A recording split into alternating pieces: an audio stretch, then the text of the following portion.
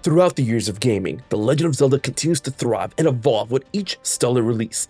The Nintendo Switch has seen one of the strongest surges in the series' history, with titles such as Breath of the Wild, Link's Awakening, Skyward Sword HD, Tears of the Kingdom, and The Echoes of Wisdom, all among the other titles available on NSO. And with multiple bases of Zelda's past covered with these titles, we must always look to the new. And with the advent of the Nintendo Switch 2, the idea of the next Zelda game for the next Nintendo Switch isn't something that should be taken lightly. Despite being in the darkness for the most part when it comes to the Nintendo Switch 2, I'm confident that Zelda will make an appearance sooner than later. And here is what Nintendo could do for the next Zelda game coming to Nintendo Switch 2. That is, if they don't go with Wind Waker HD and Twilight Princess HD, which I would be down for. Hey guys, it's HMK. Be sure to like, share, and most importantly, subscribe to the channel. Let's talk about the next Zelda game for Nintendo Switch 2.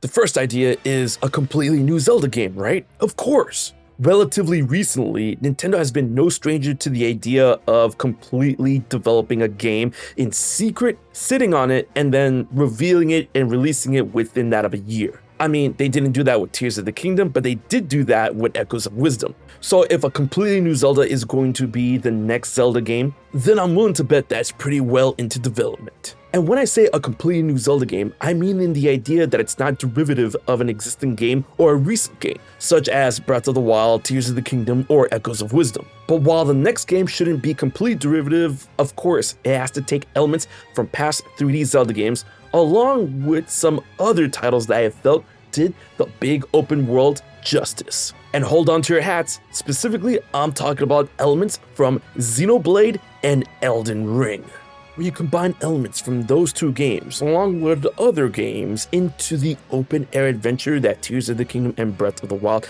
help innovate in their own way. I feel we can have an adventure that's bigger, richer, without compromise for the Switch 2.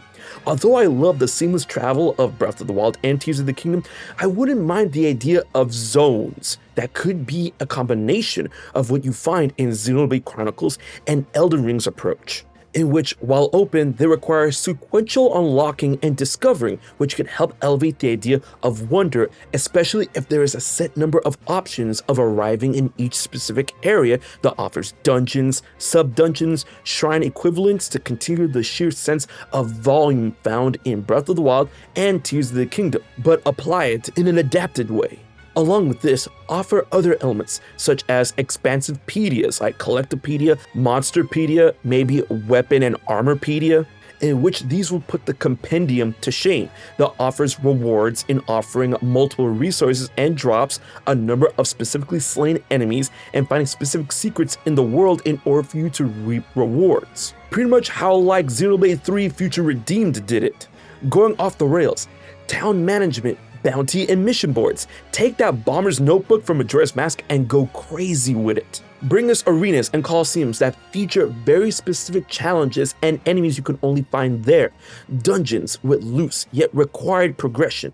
Combat with various options and elements that would put Wind Waker and Twilight Princess to shame in terms of their hidden skills and parry mechanics. Possibly that of unlocking weapon abilities and giving Link a skill tree. Zelda has always teetered and danced around RPG mechanics, so let's take it just 1 or 2 steps forward. But at the same time, there's so many ideas that many people could think would work for Zelda. Of course, I'm not a developer or a video game designer. I'm just a massive fan who believes that the Zelda team can really surprise us. The next idea I have for the next Zelda game for Nintendo Switch 2 deals with the line of a direct-ish sequel to Tears of the Kingdom. That's right, Breath of the Wild 3. I know what some of y'all might be thinking, but I have one more in me. And hey, the best things come in 3. But if we already defeated Calamity Ganon and Ganondorf, as well as falling into the idea that this Hyrule has already been exhausted, where can another sequel go from here? Well, here's what I was thinking. Something farther into the future beyond that of Breath of the Wild and Tears of the Kingdom. Let's say 500 years into the future. Here, we can technically have the same Hyrule with recognizable landscape, but so far into the future where it's technologically advanced in different ways depending on the area, with each tribe going down a different ideal of commercialism or industrialization, so that the communities are bigger, better, and much more active, and the Kingdom of Hyrule is finally back on its legs. Of course, featuring a new Link and a new Zelda, but where does the problem come into play?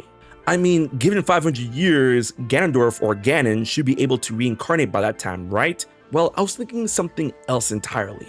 And that is the idea that the old gods, the precursor to the Zonai, the ones that gifted them the secret stones, after many years return to the world, the surface, and are vengeful that one of their precious relics, a secret stone, something that should be heralded and adored, got destroyed during the events of Tears of the Kingdom.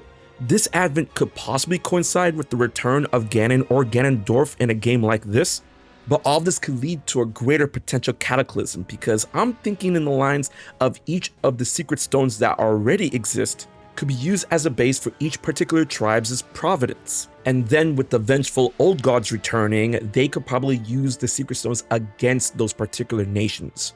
And maybe this could lead to the connection to the Triforce and finally reveal the timeline debacle with these games. Who am I kidding on that note? But the development of this game could go quicker than other routes due to this being the third game of the sub-series that is Breath of the Wild and Tears of the Kingdom. But with that being said, here is another idea I had. That's right, a remake, a full-on remake of The Legend of Zelda Ocarina of Time. I feel something like this would go nutty, but not in the style or sense of Breath of the Wild or Tears of the Kingdom, like taking Ocarina of Time and then put it into that style. No, that's not what I want. I want it to retain Ocarina of Time's core identity from all the way back in the day on the N64, but expand on it significantly. Think along the lines of Resident Evil 2 and Resident Evil 4 Remake. But how do you improve on what many deem is perfection in gaming? Well, I've got a couple of ideas. Off the bat, voice acting and Ocarina of Time's art style coming to life stronger than ever. Imagine what Ocarina of Time's art style can be like in today's technology. I really feel that the art style portrayed in all of the official works is truly timeless.